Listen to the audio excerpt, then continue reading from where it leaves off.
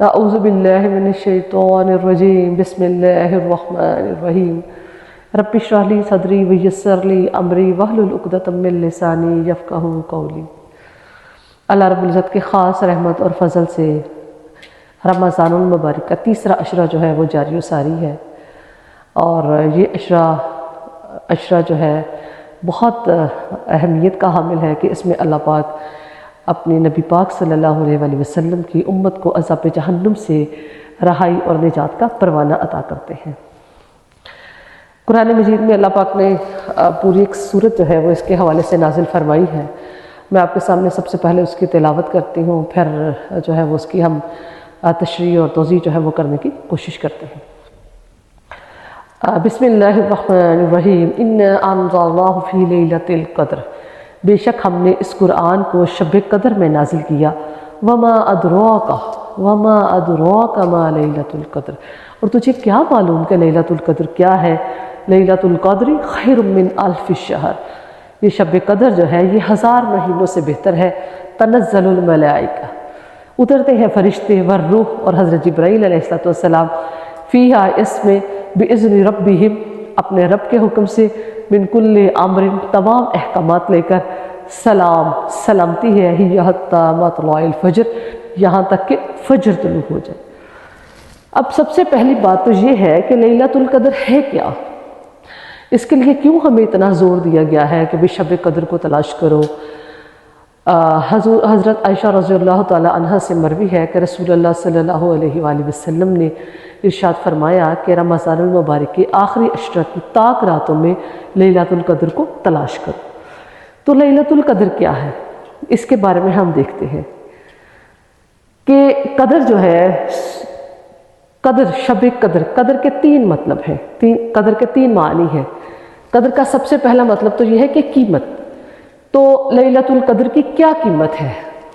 اللہ پاک خود ہی اس میں جو ہے وہ بتاتے ہیں ہمیں کہ خیر من الف الشہر، اس کی قیمت کیا ہے؟ 1000 مہینوں کے برابر عبادت۔ اگر ایک رات آپ جاگتے ہیں، ایک رات کے لیے آپ عبادت کرتے ہیں، اللہ پاک سے مغفرت اور اس کی بخشش طلب کرتے ہیں، تو اس عبادت کو اللہ پاک آپ کے لیے 1000 مہینوں کے برابر جو ہے وہ اللہ پاک اس کا اجر و ثواب عطا کریں گے۔ دوسرا قدر کا مطلب ہے تنگی ہونا کسی چیز کی۔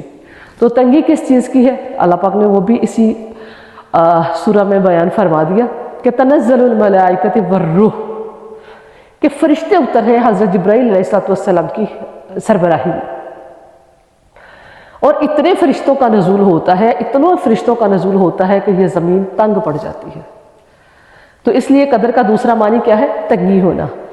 تیسرا اس کا معنی ہے کہ اس کی مقدار کتنی ہے، وہ بھی اللہ پاک نے اس میں بتا دیا کہ یہ رات کب سے شروع ہوتی ہے؟ مغرب کے بعد سے شروع ہوتی ہے، اور کب تک رہتی ہے؟ طلوع فجر تک، ہی حتی مطلع الفجر، یہاں تک کہ فجر طلوع ہو جائے۔ تو گویا کہ لیلۃ القدر میں اللہ پاک ایک مسلمان کو، ایک مومن کو جو اللہ پاک کی عبادت کرتا ہے، وہ اس کا اجر و ثواب عطا کرتے ہیں، اور فرشتوں کو اتارتے ہیں جو آپ کی دعاؤں کو سمیٹتے ہیں، آپ کے لیے دعائیں مغفرت کرتے ہیں۔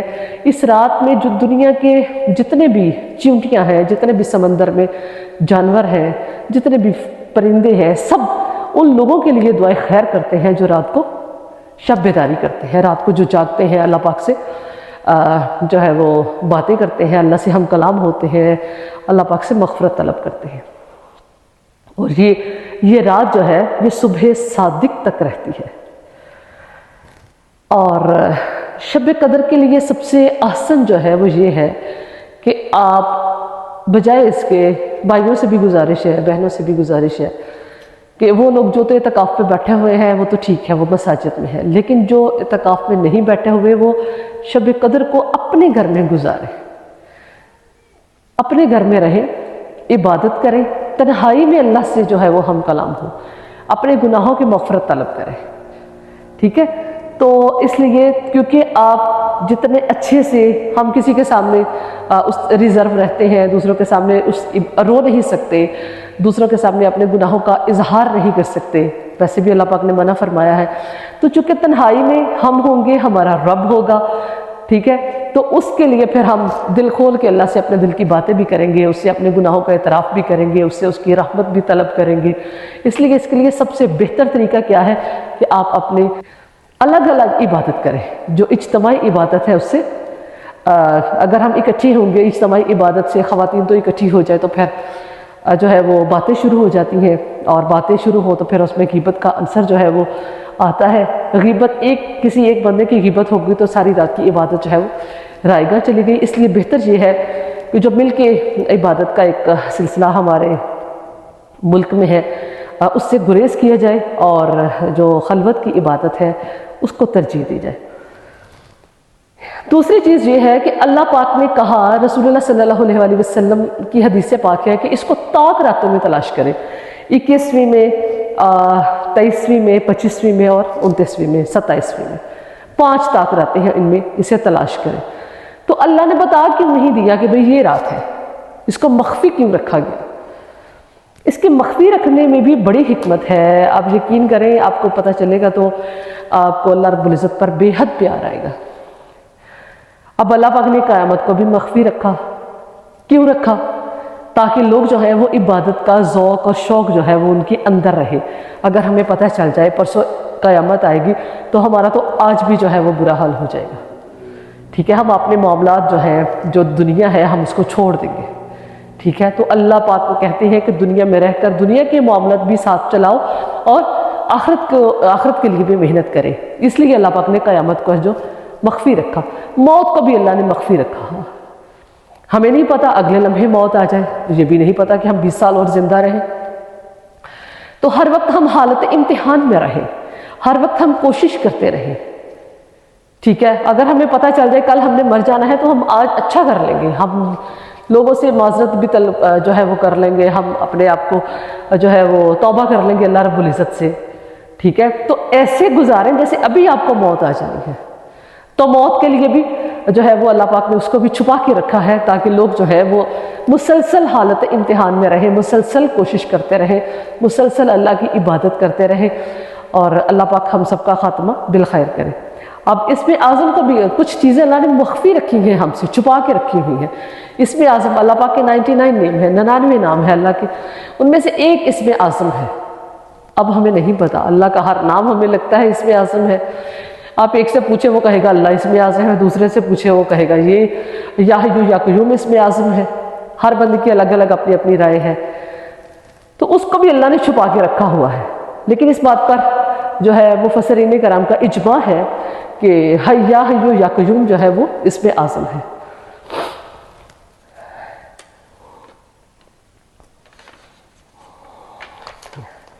امام رازی رحمہ اللہ فرماتے ہیں کہ اس کے ظاہر نہ کرنے سے بھی بندوں پر شفقت کا اظہار ہوتا ہے۔ اگر اللہ ہمیں بتا دیتے بھئی یہ 21ویں شب ہے یا 23ویں ہے یا 25ویں ہے یا 27ویں ہے یا 29ویں ہے، تو پھر وہ ایک رات ہم عبادت کرتے۔ اب ہمیں نہیں پتا، اس لیے ہم 5 راتیں عبادت کرتے ہیں، ٹھیک ہے؟ اس سے ایک رات کا ثواب جو ہے وہ تو ظاہر ہے ایک رات کا ہونا تھا، اب اللہ نے ہمیں 5 راتوں کے لیے محنت بر لگا دیا، تو اس کا اجر و ثواب بھی بہت ہوگا۔ اس سے اللہ کی اپنے بندوں پر شفقت ظاہر ہوتی ہے کہ اللہ چاہتے ہیں کہ ہمارے بندے مجھ سے محبت کریں، مجھ سے مانگیں، مجھ سے مغفرت طلب کریں، میری طرف لگے رہیں، اللہ کی یاد جو ہے وہ دلوں سے غافل نہ ہو، مسلسل محنت کرتے رہیں۔ اس لیے اللہ پاک نے یہ بات جو ہے وہ ہم سے چھپا کر رکھی ہے۔ جب ہم اللہ کے سامنے ہاتھ اٹھاتے ہیں، ایک دفعہ اٹھائیں گے تو ایک دفعہ اللہ پاک عنایت کریں گے، لیکن اگر بار بار اٹھائیں گے، جیسے ہم ہاتھ اٹھاتے ہیں تو اللہ رب العزت کو آپ کو خالی لوٹاتے ہوئے شرم آتی ہے۔ اللہ پاک کہتے ہیں میں شرماتا ہوں کہ کوئی شخص میرے سے ہاتھ اٹھا کے مانگے اور میں اس کو نہ دوں۔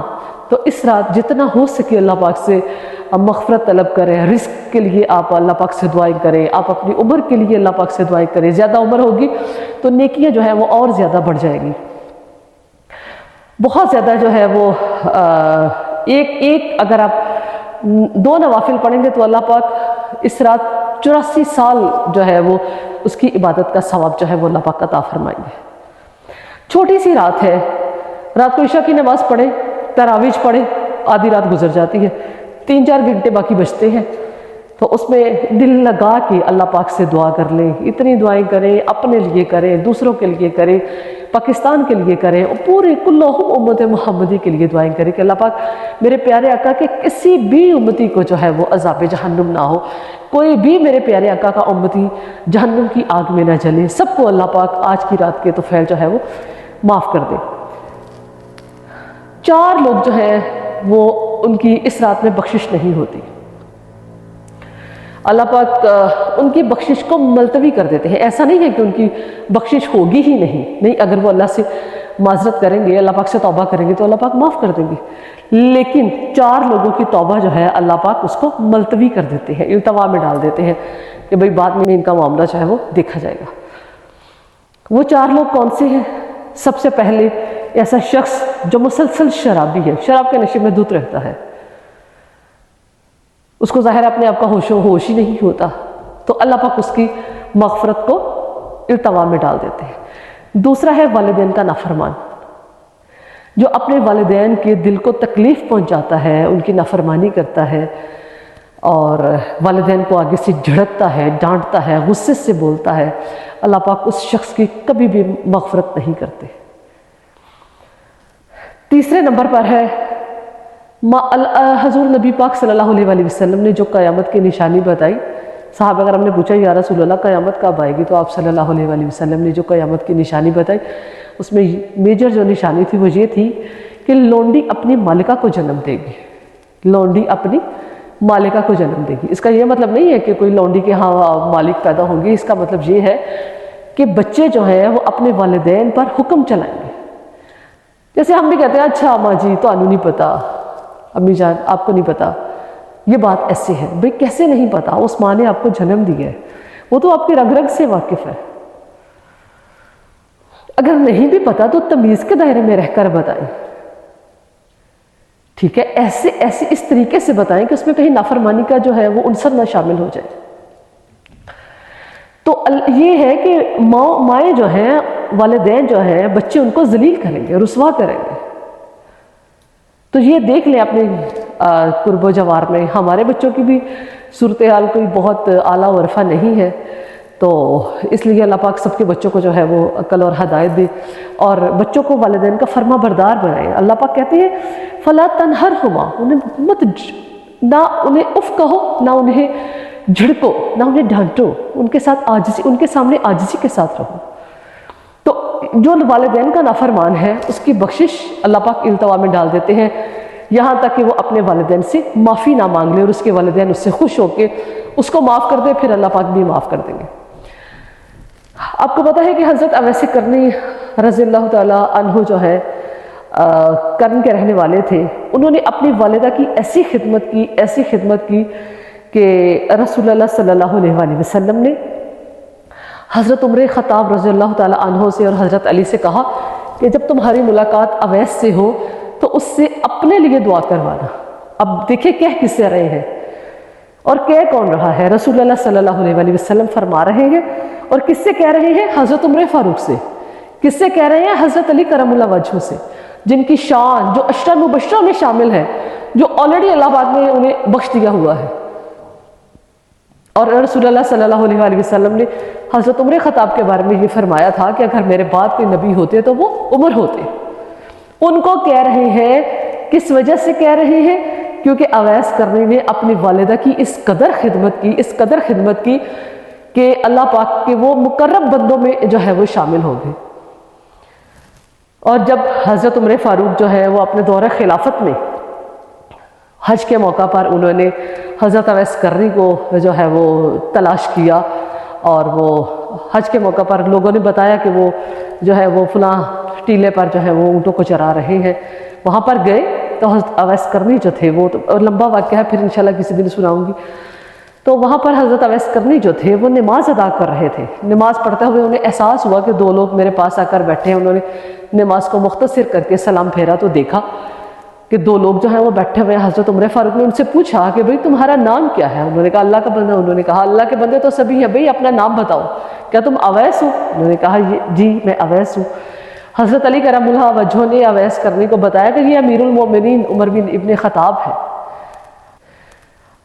پھر تو حضرت اویس کرنی بیچارے جو ہیں وہ بے ہوش ہونے کو ہو گئے کہ میں مخاطب کس سے ہوں؟ حضرت عمر فاروق نے انہیں کہا کہ آپ ہاتھ اٹھائیے تو ہمارے لیے دعائے خیر کیجیے۔ اب وہ پریشان کہ دیکھو امیر المومنین مجھے کہہ رہے ہیں، بہرحال انہوں نے حکم دیا تو انہوں نے دعا کروائی، اور پیچھے سے آمین کس نے کہا؟ حضرت علی اور حضرت عمر فاروق نے۔ یہ مقام و مرتبہ کس لیے ملا؟ کیونکہ وہ والدہ کے فرما بردار تھے۔ اور بروز قیامت جب سب جنت میں جا رہے ہوں گے تو اللہ پاک اویس کرنی کو جو ہے وہ روک لیں گے جنت کے دروازے پر، رک جاؤ۔ حضرت اویس کرنی کو اللہ پاک فرمائیں گے کہ پیچھے پلٹ کر دیکھو، پیچھے ایسے جہنمیوں کی قطاریں لگی ہوئی ہوں گی۔ اللہ پاک فرمائیں گے کہ اویس اپنی انگلی کا اشارہ کرو، جہاں جہاں تمہاری انگلی کا اشارہ ہوگا میں سب جہنمیوں کو عذاب جہنم سے نجات دے دوں گا۔ تو یہ کس لیے ہے؟ یہ اس لیے ہے کہ والدین کے فرما بردار تھے، اپنی ماں کی خدمت انہوں نے اس قدر کی، ساری زندگی رسول اللہ صلی اللہ علیہ وآلہ وسلم کی محبت میں تڑپتے رہے، لیکن والدہ کو چھوڑ کر نبی پاک صلی اللہ علیہ وآلہ وسلم کی خدمت اقدس میں حاضر نہ ہو سکے۔ تو ایسی خدمت کی کہ اللہ پاک نے انہیں اتنا بڑا جو ہے وہ اجر عظیم جو ہے وہ اللہ پاک انہیں عطا کریں گے۔ تو جو والدین کا فرما بردار ہے اس کو اللہ پاک معاف کریں گے، نافرمان کو اللہ پاک معاف نہیں کریں گے جب تک کہ وہ اس کی معافی نہیں مانگ لیتا۔ تیسرے نمبر پر جو ہے وہ ہے رشتہ داروں سے قطع تعلقی کرنے والا، جو رشتہ داروں سے ناراض ہے جب تک کہ وہ انہیں منا نہ لے۔ ایک محاورہ آپ نے بھی سنا ہوگا، بھئی غلط بات تو ہم سے برداشت نہیں ہوتی۔ سچی بات ہے، ہم تو غلط بات برداشت نہیں کر سکتے۔ تو میرے بہنوں اور بھائیوں، صحیح بات تو ہوتی ہی صحیح ہے، برداشت تو غلط بات ہی کو کرنا ہوتا ہے نا۔ جو بات پہلے ہی صحیح ہے اس کو تو نہیں آپ برداشت کریں گے، وہ تو ٹھیک ہے، آلریڈی ٹھیک ہے۔ تو غلط بات کو برداشت کرنا ہی تو صبر ہے، وہی تو تحمل ہے۔ قطع تعلقی اللہ پاک کو سخت ناپسند ہے۔ چوتھے نمبر پر جو ہے وہ ہے دل میں کینہ رکھنے والا شخص، بغض رکھنے والا۔ کینے کا مطلب یہ ہوتا ہے کہ اچھا بھئی اس شخص نے میرے ساتھ ایسے کیا، اب اگر مجھے موقع ملا تو پھر میں اسے چھوڑوں گا نہیں، نقصان پہنچاؤں گا، یہ کینہ ہے۔ تو کینہ رکھنے والا شخص جو ہے اللہ پاک اس کی بھی بخشش کو التوا میں ڈال دیتے ہیں۔ تو یہ چار لوگ ہیں جن کی اللہ پاک ان طاق راتوں میں لیلۃ القدر میں بھی بخشش نہیں کریں گے۔ لیکچر بہت لمبا ہو رہا ہے، انشاءاللہ اس کا میں اگلا حصہ جو ہے وہ کل انشاءاللہ اللہ خیر کرے تو بتاؤں گی کہ اور طاق راتوں کی کیا کیا اللہ پاک نے جو ہے وہ خصوصیات بتائی ہیں، کیسے جو ہے وہ ہمیں ان میں عبادت کرنا چاہیے، کیسے اللہ رب العزت جو ہے وہ ہماری بخشش کریں گے۔ تو انشاءاللہ آج کے لیے اتنا ہی، کیونکہ وہ بہت زیادہ طوالت جو ہے وہ اختیار کر رہا ہے۔ تو اللہ پاک ہم سب کو جو ہے وہ ان چار، اگر ان میں سے کوئی بھی آپ میں چاروں میں سے کوئی ایک چیز بھی پائی جاتی ہے تو خدا را اللہ سے معافی مانگ لیں۔ اگر کوئی رشتہ دار ناراض ہے تو اسے منا لیں، اگر کسی کے بارے میں آپ کے دل میں کینہ ہے تو معاف کر دیں، معاف کر دیں۔ معاف کرنے میں اتنا سکون ہے، کبھی کر کے دیکھیے گا، بہت مزہ آتا ہے۔ ایسے ہوتا ہے جیسے دل میں ٹھنڈک اتر گئی ہے، اسے اپنا غصہ بھی کم، معاف کر دینے سے اپنا غصہ بھی کم ہو جاتا ہے، اور دوسرا جو ہے وہ بھی شرمندہ ہوتا ہے کہ اچھا بھی میں نے تو اس کے ساتھ زیادتی کی تھی، اس نے مجھے معاف کر دیا۔ تو بہت اس کے اللہ کو بے حد پسند ہے، اور نبی پاک صلی اللہ علیہ وآلہ وسلم کی حدیث پاک ہے کہ اگر تمہاری عزت میں، تمہاری شان میں معافی مانگنے سے کوئی کمی آئے تو حوض کوثر پر آ کر مجھ سے لے لینا۔ دیکھیں کتنی بڑی بات ہے۔ تو اللہ پاک ہم سب کو، اگر ان چاروں میں سے ہم میں کوئی چیز پائی جاتی ہے تو اللہ پاک ہم آج ہی اس سے جو ہے وہ معافی مانگتے ہیں۔ جن رشتہ داروں کے ساتھ ناراض ہیں ان کے ساتھ دوبارہ سے تعلق جوڑیں، کسی کے بارے میں کوئی کینہ ہے، بغض ہے، اس کو نکال باہر کریں۔ ماں باپ کے ساتھ اگر کوئی زیادتی کی ہے تو ان سے ہاتھ جوڑ کر معافی مانگ لیں۔ جیسے اللہ فوراً مان جاتا ہے ویسے والدین بھی فوراً مان جاتے ہیں، اور اللہ پاک ہم سب پر اپنا خاص رحمت کرے۔ ان طاق راتوں کے صدقے میں اللہ پاک ہم سب کی مغفرت کرے۔ انشاءاللہ میں آپ کو بتاؤں گی کہ ان طاق راتوں میں اور کیا کیا کریں۔ وما علینا الا البلاغ۔